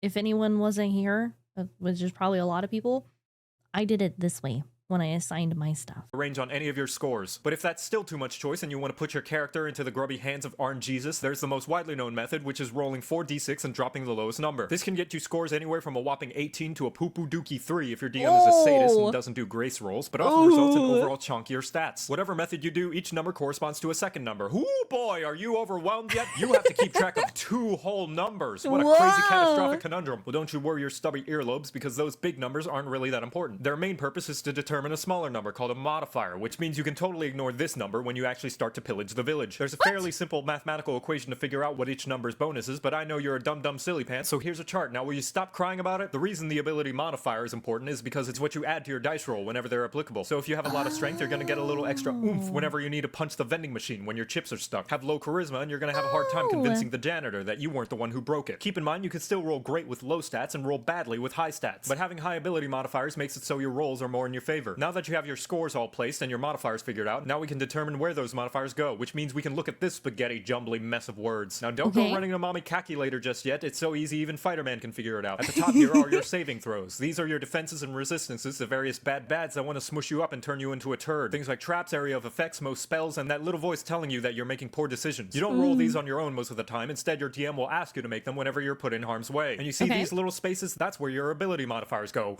That's right! This way you can refer to these numbers to add to your rolls whenever they come into play. Look how smart you are. I could just give you a wedgie right now. Next are your skills. These are the various different capabilities your character is able to do in a regular game of D&D. And each one is affected by your ability scores, just like your saving throws. And just like your saving throws, there's this trusty little space for you to put your awesome stonking and or poodoo modifiers. And how can you tell what ability mod goes where? Well, you foolish mortal wombat. Just look at this helpful little parentheses that tells you what it's attributed to. Go down the list and now you have a reference for what your character's good or terrible at. Got high dex? Well, congratulations, your sleight of hand means you can cheat at poker better. Bad at intelligence? Well, then you're probably not gonna know who President Dingle Bloopy Noop is during the history segment of Are You Smarter Than a Kobold? Now, we're not quite done yet with this llama lot. We gotta go over what proficiency is. Proficiency. Proficiency is what separates the fake gamers from the hardcore top 500 ultra platinum uber pros, and you can find it in this little dingle. Starting at level 1, your proficiency bonus is 2, and it increases as you level up more and more. Basic gist, it goes up by 1 every 4 levels. This number is added to anything you are proficient, aka trained with. And as far as saving throws and skills go, this will be signified by a little check mark, and which ones those little check marks go into is determined by a combination of your class, background, and on rare occasion, race. For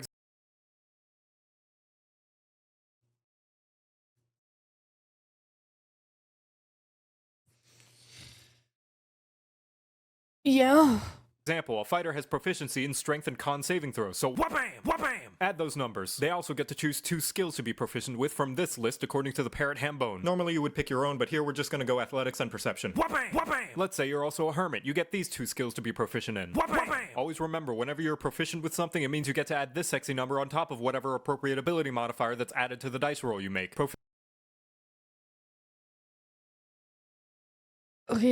Proficient in athletics, roll a d20, add strength mod, add proficiency bonus.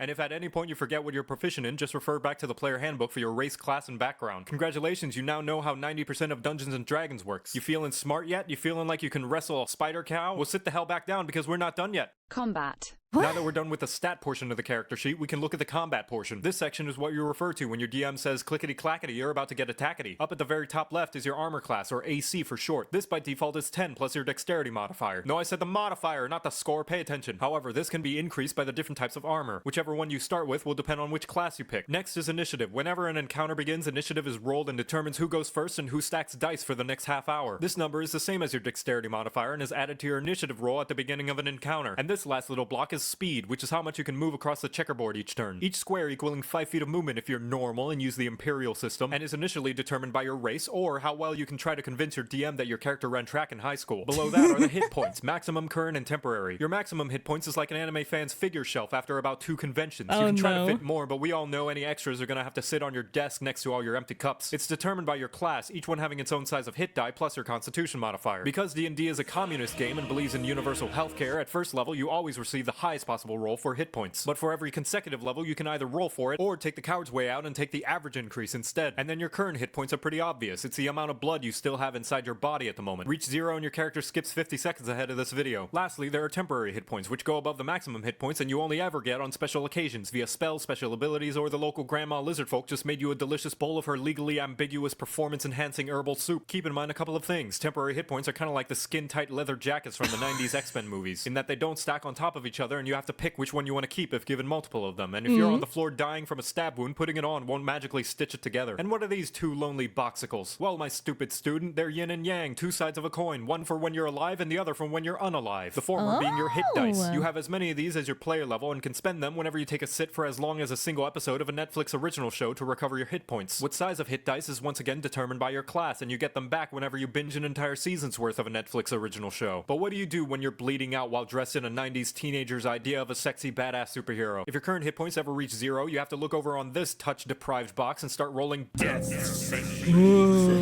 where you gamble with Grim each turn and roll your most well-behaved d20 to see whether you luck back to life or have a very awkward reunion with those bandits you killed 5 minutes ago. Roll a 10 or higher and you gain a success, 9 or lower and you get a failure, 2 failures if you drop a fat stinky nat 1, 3 successes or a lucky 20 and you hop back to 1 hit point, 3 failures and your character sheet becomes the DM's ass-wiping supplies. Attacks. This section is where you throw in all your various flavors of stabs. If you have a weapon or attack of some kind, you write it in here and refer to it during combat. Say it's a sword and shield, yes, both. You would write down the name of the weapon here, then next to it is the attack bonus, aka how accurate your weapon is. No, not the damage. This number is determined by your strength modifier for most weapons, unless it's a ranged weapon like a bow, in which case you use your dex mod instead. Or if it has the finesse property, which allows you to pick either. On top of that, if you're proficient with that weapon, you can add that good old bonus to it too. But how do you know if you're proficient with a weapon? Let's put a peen in that. Alternatively, if it's a spell attack like Eldritch, your attack bonus becomes... Okay, thanks for the because I was too there's a lot happening here. There's my brain hurts. There's a lot happening here. There's a lot going on right now. your spellcasting ability modifier. Let's take a bard for instance, which is the slut stat plus your proficiency bonus. Whenever you roll a d20 to see if your attack lands, you get to add this number to the total. Alternatively, if it's a spell or special item like a bunch of ball bearings thrown in attempts to recreate Home Alone that requires the enemy to make a saving throw, you can put the saving throw and difficulty class there instead. But how do you know what that number is? We're gonna put a peen in that too, shut up. Once you Why is he saying peen? Why are we putting peens in things? have that number, to the right of it is the damage roll, aka how aggressively you're going to introduce the enemy's face to your sword. This is included in the description of whatever weapon or spell you are using. Whether it be a light jab at their insecurities, a proverbial pounding of pornographic proportions, or 86 fire damage in a 20-foot radius, just Most weapons also include your strength modifier to the damage, unless once again it's a ranged weapon which uses dexterity or a finesse weapon which uses either. The difference being that you don't add your proficiency bonus to this roll unless something says otherwise, and most spells don't add any additional modifiers unless their wall of text explicitly says so. And lastly, make sure you include what kind of damage you're dealing so your DM can know that your psychic damaging vicious mockery won't do much against a revenant because their self-esteem is already in the grave. To recap, when you attack, roll a d20, add this number, which is these, then if you hit the enemy's AC, you roll these, and add this number, which is this. Spellcasting.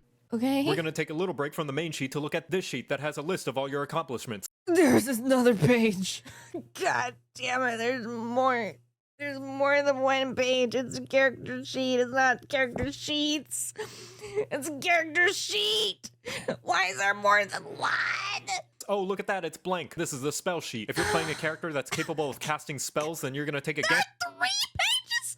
over to this sheet whenever you cast them. Up here at the top, you can put your spellcasting class in case you're absurd and tend to forget which spells go where, your casting ability, which will depend on the class, your spell save difficulty class, and your spell attack bonus. So hey, remember that peen we put in for spells in your attacks? Well, it's time to unpucker that sucker, because here it is, the spell save difficulty class, also known as DC. This is referred to whenever you cast a spell that requires the enemy to make a saving throw. And how this is calculated is 8 plus your cast mod plus your pof bone. Once you've got all that figured out, the rest of the sheet is for keeping track of all your spells and slots. You write down the spells you have for each level, how many slots you have total as well as expended, and if you have the spell prepared or not. Note, only certain casting capable classes apply. Please refer to the player handbook or any other supplementary book regarding your class to find information on what methods you have to go about obtaining and preparing spells. What, unsure of what spell slots are because your brain's too smooth? Well, sit the shit back dit, you get, and listen up. The weakest level of spells are called cantrips, or sometimes level 0 if you don't care about hurting their feelings, and they can be cast as many times a day as you want. First level spells and upwards, however, require a resource called spell slots to be cast, or else you'll have to find out the hard way that casting Thunderwave without having your beauty sleep will make the life or death battle with the Underlord of Darkness a lot less epic and a lot more smelling like last night's kebabs. And if the name spell slot makes things too confusing for you, you can use my personal preferred name for them, Mage Bullets. How many Mage Bullets you have per spell level and how you recover them is determined by your specific class and level. So just like 99% of this entirely redundant video, if you want more information, it's best to read the Parking Himbo. And keep track of your goddamn slots. Because if you don't and just so happen to be able to cast 5 mage hands a day under section 3, chapter 1, paragraph 12 of the Code of Gelatinous Noobs, the DM has full rights to eat your dice.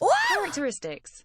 After looking in the mirror and taking some serious self-reflection after the apocalyptic chasm of the divide of the fanbase that was 4th edition of D&D, Wizards of the Coast started to take into consideration for the next version of D&D what gameplay features they wanted to invite to future parties and what gameplay features they needed to take out back and tell to think about the pretty space butterflies. One such old yeller victim was the Virgin alignment chart being completely overshadowed by the Chad personal characteristics, each one being a useful tool to remind you of your character's interests, motivations, shortcomings, and sexual fantasies. You never know if you're going to end up having to fuck your way out of a problem, so it helps to be prepared and know exactly what position would be the most in character. Personality traits are the broad strokes of your character. Likes, dislikes, interests, manners, whether or not they think something's a soup or a salad. Ideals are their drive, their principles, and what they vote for during election time. Or if they don't care about voting at all and prefer to stay home to catch a once-in-a-lifetime live marathon rerun of Animal Planet's The Most Extreme.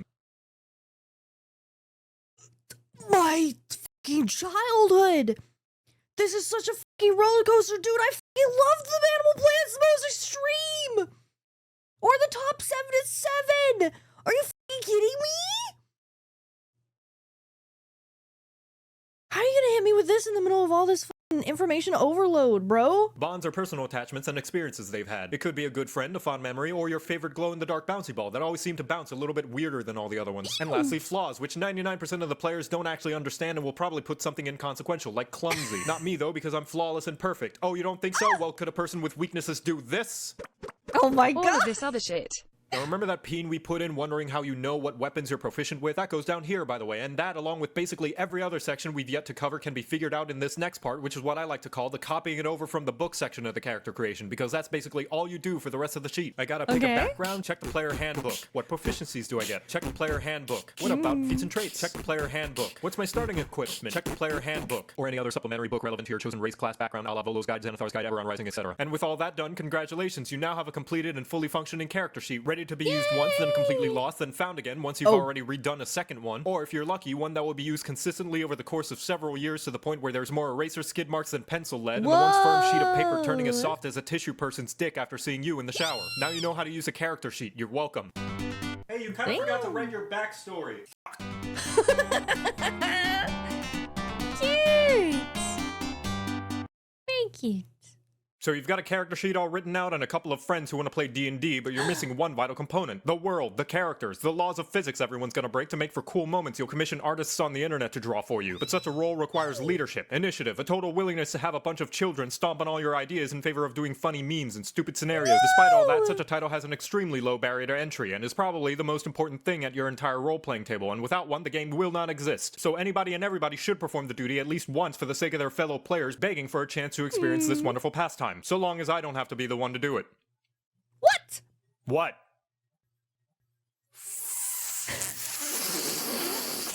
Fine.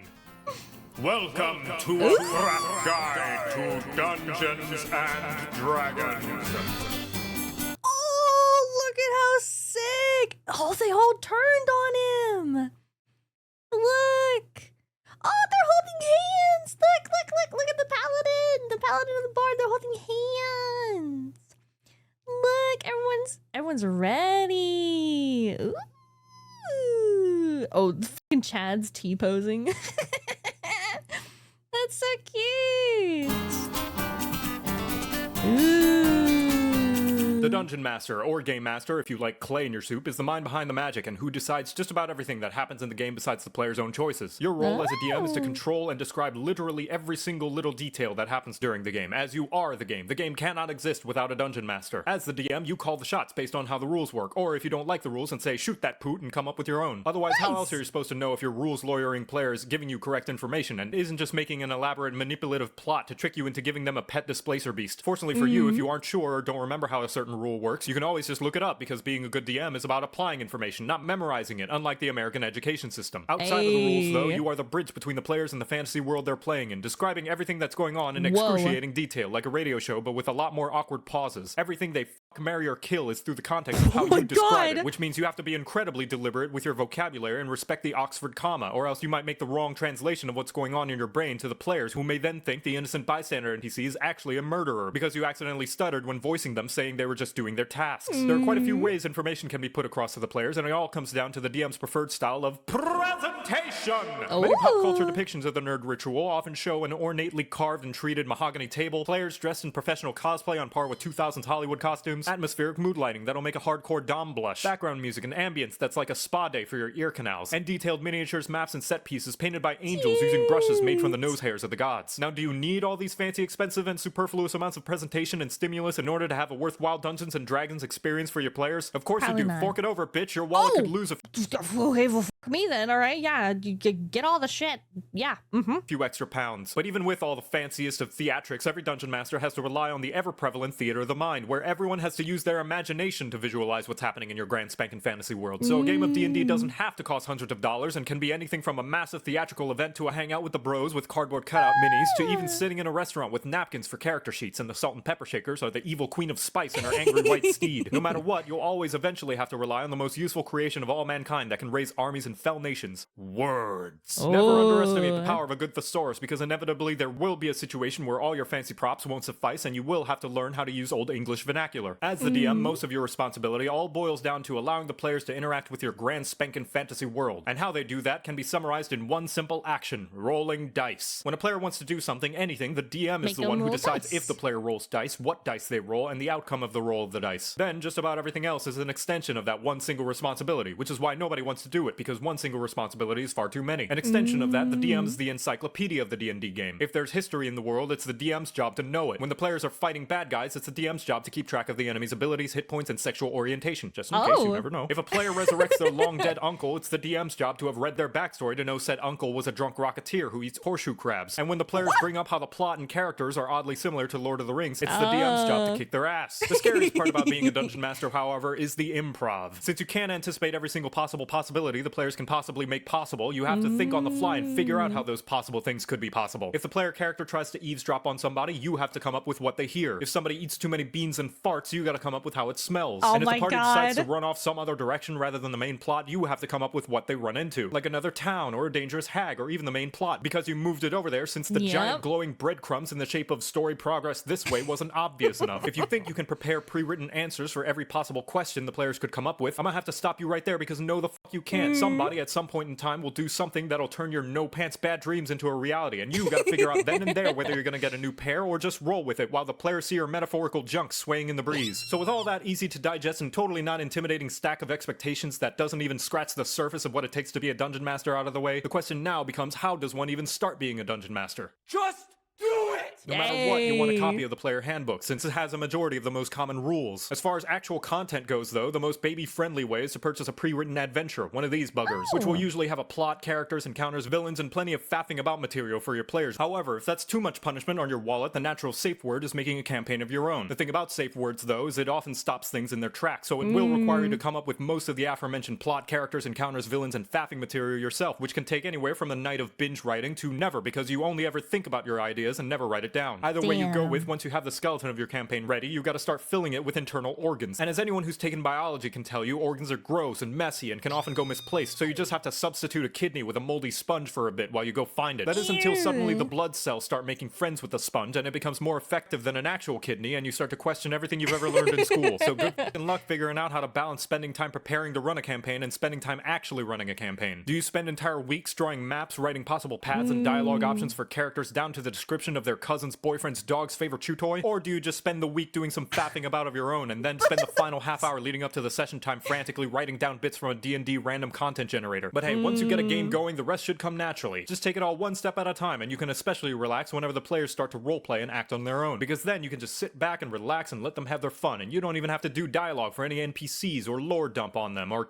the rogue tried to steal the paladin's rosary beads. Yes, the dirty whale's underbelly of being a dungeon master is dealing with the barnacle infestation that is being the de facto babysitter of the group, and then you gotta bring out the scraper of social obligation. In some situations, more than others, the DM is expected to have a significant amount of say in organizing the playgroup since you have something of a larger leadership role for the game to exist than the players. You're who the players will look to when arguing over who gets the loot. You will be expected to have a bigger say on when the next session time will be, and you are the one who's expected to kick out the guy who's overriding your descriptions of a pleasant-smelling flower garden with the rankness of his workout stank. This means that you cannot take a passive role as a DM. You have control over the fan, and if you see shit flying towards it, you're gonna be expected to turn that fan off before the place really starts to smell like a medieval castle street. With all of that said, I still could not possibly cover the grand mountain climb that is explaining what it takes to be a dungeon master, not to mention what it takes to be a good dungeon master. And I've seduced enough tall folk to make Kanchenjunga horny for me. But I believe the best possible way to show you what it takes to be a dungeon master would be a demonstration of those undergarment moistifying skills I possess. Lucky for your thirsty butts, I've set up a D&D session with a bunch of nerds, and demonstrate I shall. Alright, Unexpectables, you walk into a tavern, a crowd has gathered, and everyone seems to be having a good time, all except the mysterious hooded figure in the center of the room that nobody except you all seem to notice. What do you do? I want to smash the barkeeper! I want to smash the barkeeper. Nobody wants to have a chat with the hooded figure? Who knows, it may tie into one of your backstories. Oh yeah, that reminds me. DM, could you look over these notes I have about my backstory? Oh no. It's only a few pages long, but I wanted to make sure to keep the authenticity of my homeland as the center point of my character development. What the hell? This is a fucking novel. I'm not reading all of this. Oh yeah, speaking of, I wanted to check in with you about this new homebrew I created for one of my backstory's characters. I ran it by a couple of friends and they seem to think it's pretty balanced, so no need to worry about looking over it too much. Oh, no. I know what you're trying to do, you scruffy looking... Hey, DM, are there any Goliaths in the tavern? No particular reason, I just wanted to know. Dude, yeah, are there any? I've been looking for a surfing buddy for some time. We're at the beach, right? I wasn't really paying attention. Could you set the scene again? Whatever, I'll get back to you guys later. Dawn Wright, have you made up your minds about that ambush yet? That guy you've been targeting for the past 3 sessions is right there, enjoying his dwarvish drink. Oh boy, I surely am enjoying my dwarvish drink.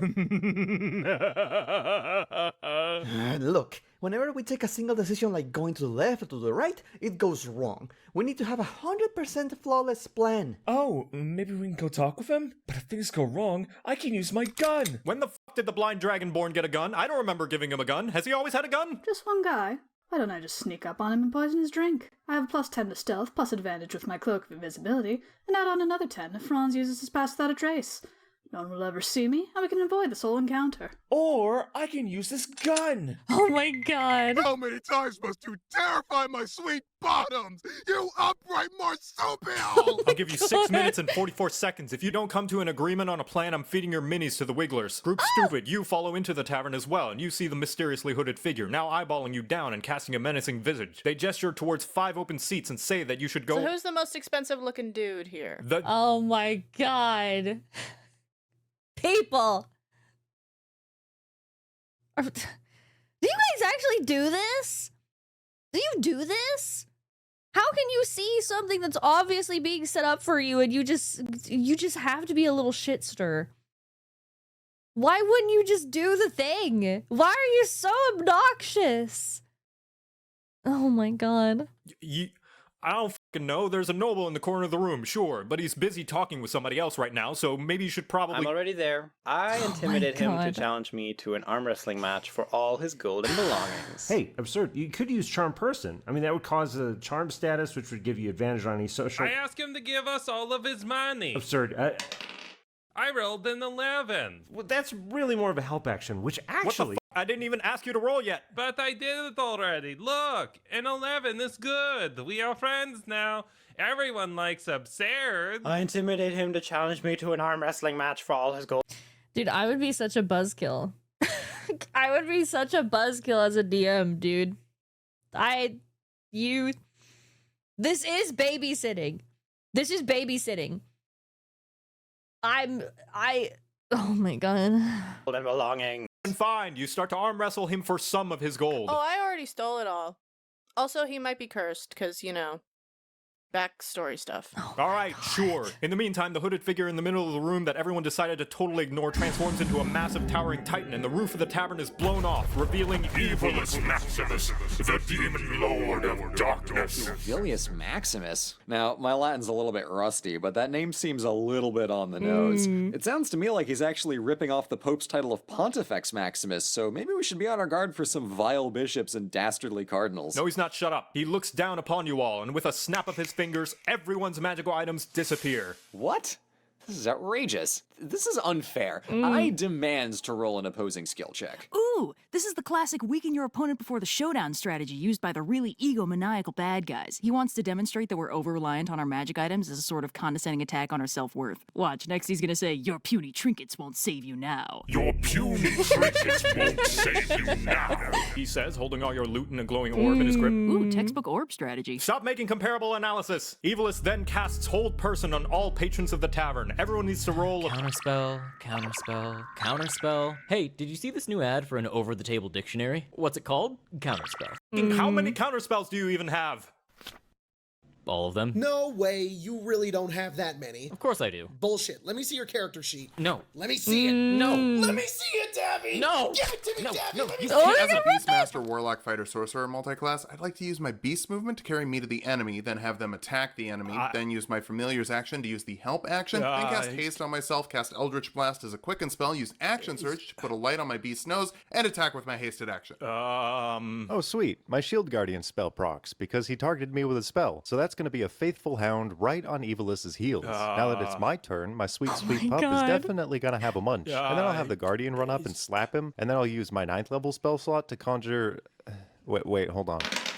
32 enormous constrictor snakes. You're keeping track of all these initiatives, right? Don't forget that I also have 2 horses, a mastiff, and 6 chickens. What? Oh, actually, I still have my movement. Can I dodge as a free action? The dog's name is Cheese Puff, by the way. Joel, can I play this?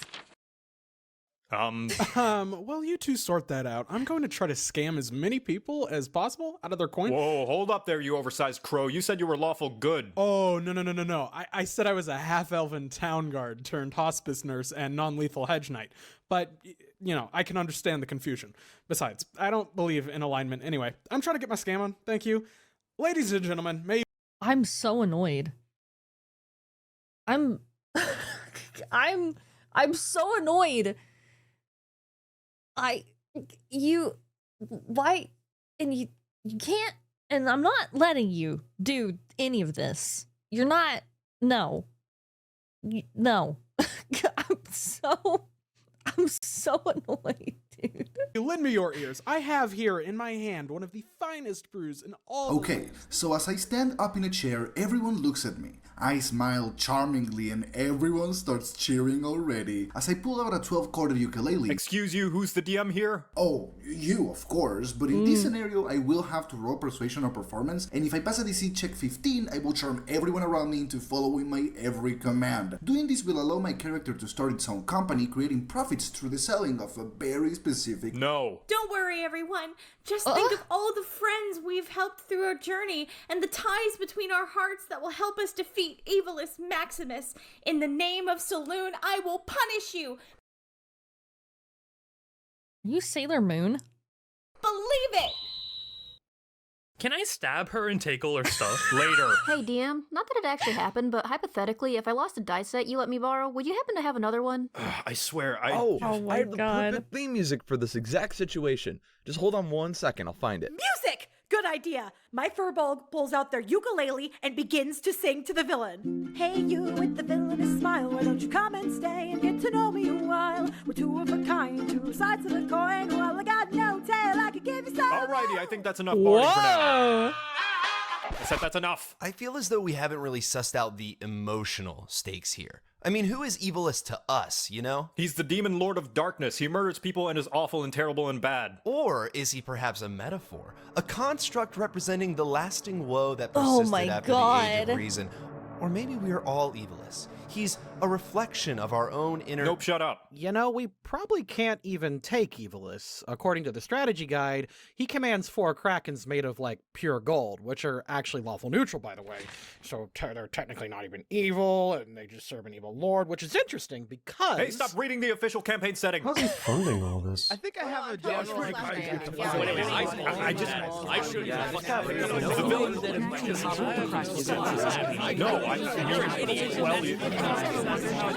just get I'm trying. Okay, shut up! I should make pudding pretzels tonight. Evilus Maximus has you all completely surrounded and begins to speak. Foolish mortals, I've lived for 1,000 lifetimes, and once I'm done with you, I'll continue to live 1,000 more. You are merely a blink in my existence. I felled gods and consumed worlds. Worlds which yours pales in its own inadequacy. For the darkness I've tamed this... We've got him now, guys. I cast polymorph in the middle of his speech. Yeah, turn him into a T-Rex. No, wait, T-Rex I'm is gonna bad. grab Turn him Greckles, into something small. Turn him into a goldfish. Can I persuade him to be our friend instead? Evil Maximus, you can suck on his holy soul! This is pissing me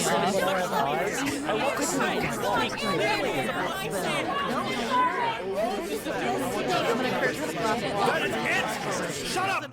Everyone shut the hell up! No, you can't talk to the barkeeper. They ignore you. I didn't read your backstory. Your homebrew is rejected. There are no Goliaths, and pay the fuck attention next time I describe the goddamn scene. No, I'm not gonna describe it again for you. You all took too long, so your ambush fails and you fall to the floor of the tavern. Also, your target runs away. I never asked for a single one of you to roll, so all your dice go to waste. You don't get that gold, your intimidation fails, and you stop being a dongly-bongly rules lawyer for once. You two, stop comparing my totally original campaign to popular and historical media. I will sick the light gray walkers on you. You don't counterspell, your sheet is revoked, and no, you can't do any of whatever all that shit you were trying to do, you moldy min-max and munchkins. Nobody listens to you, and the guards show up to arrest you for disturbing the peace. Hey, it's all right.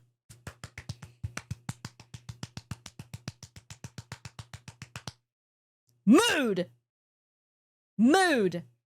Absolutely. Abso-fucking-lutely. Thank you. Thank you. Thank you. Hi, JoCat. There's no need to get so hostile. If you just take a moment to talk to the players, I'm sure we can all... Nobody cares, Matt Mercer.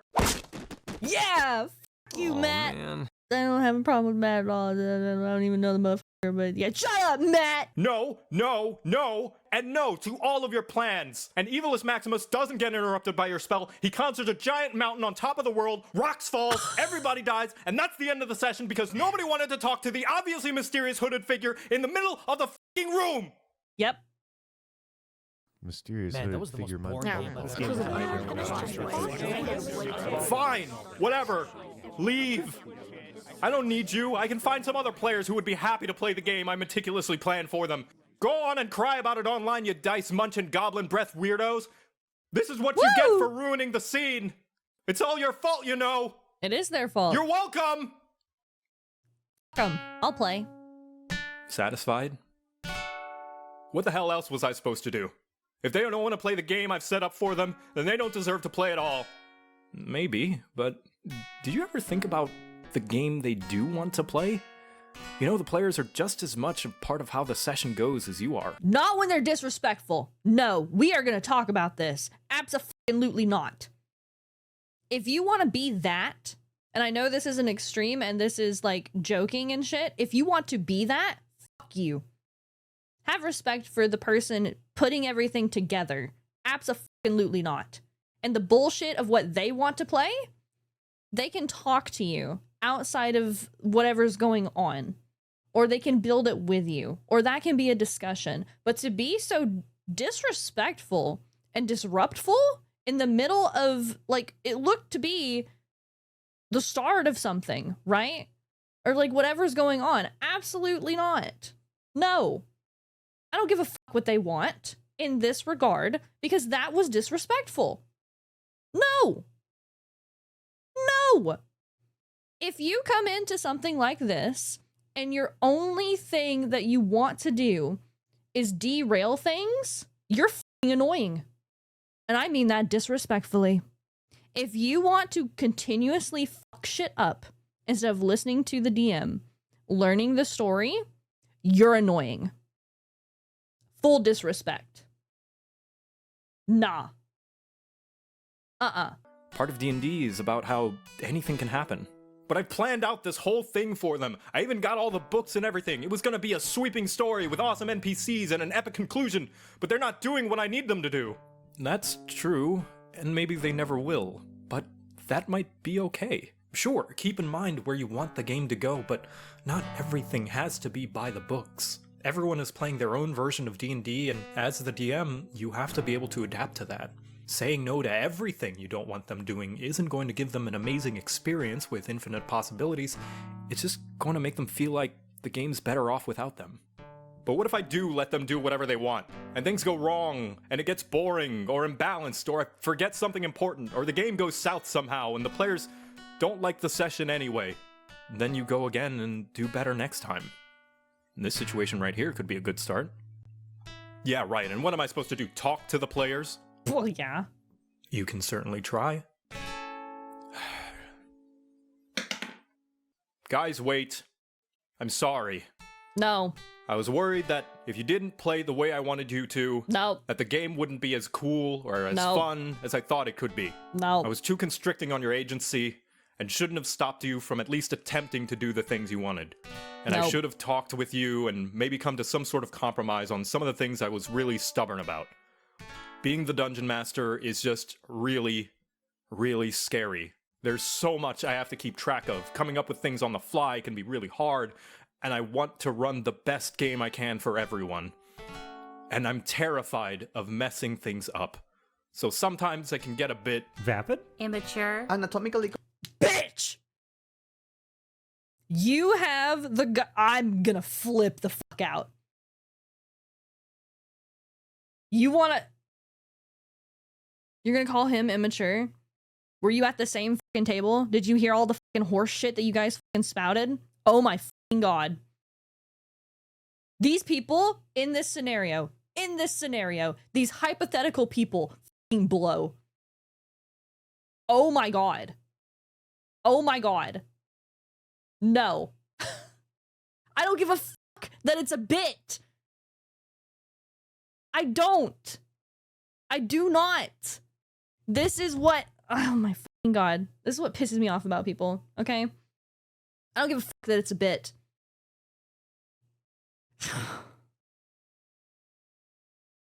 Whether it's real or fake or whatever, you don't have to be a piece of shit. Every person nearly in that was rude. And that person, that character, because it's a bit, that character calls him immature. Oh my god. Really? Really? That's pathetic. That's crazy. Confusing? Aggressive. But I'm willing to try again, if you are. So how about it? No. Would you like to play some D&D?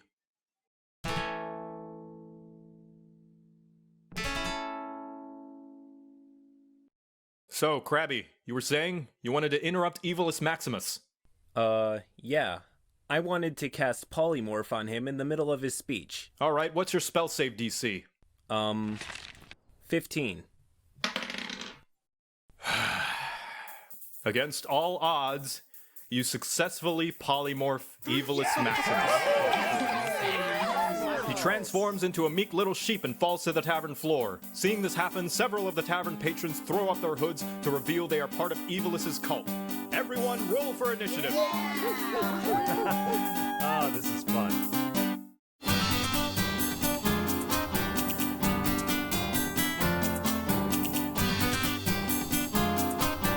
I'm glad I don't play D&D.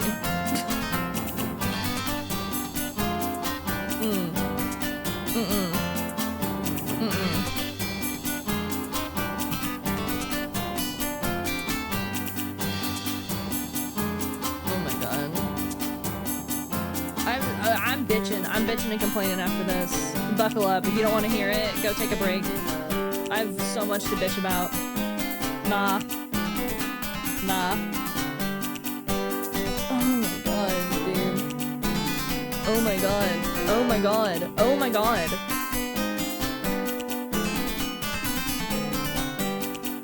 This is what people are like. This is what people are like. I understand that's an extreme, but this is what people are like. People suck. That is so selfish, obnoxious, annoying, and pathetic.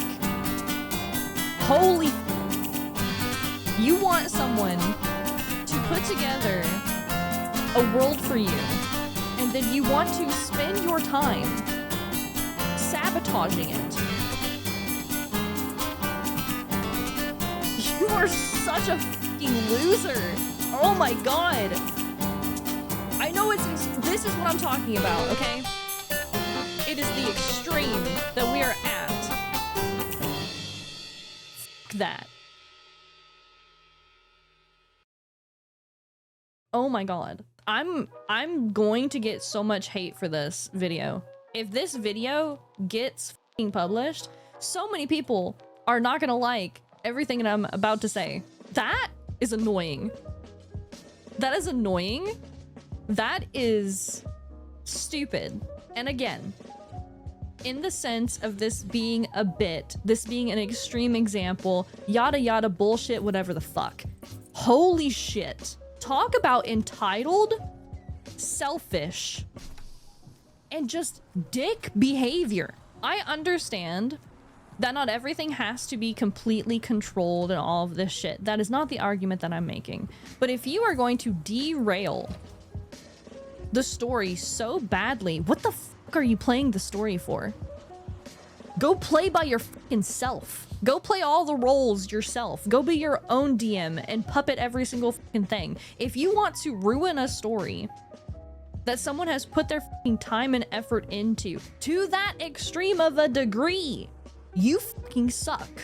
And disrespectfully, fuck you. Disrespectfully. No. That is annoying. You are rude. What? Oh my god, dude. Okay.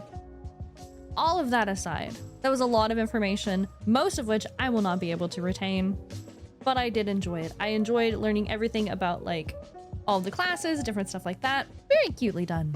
Very, very cute. I'm sorry. I'm not gonna keep harping on it. I really did enjoy the video. Please, please, please, please, please make sure that you go check out JoCat and the entire list of all of these. I enjoyed it, as I said. That just at the end, no, dude, I'm sorry. I can't. Checked out. Nah, man. If you somehow liked this video, please make sure that you like and subscribe so I can see you in the next one. Thank you. Bye.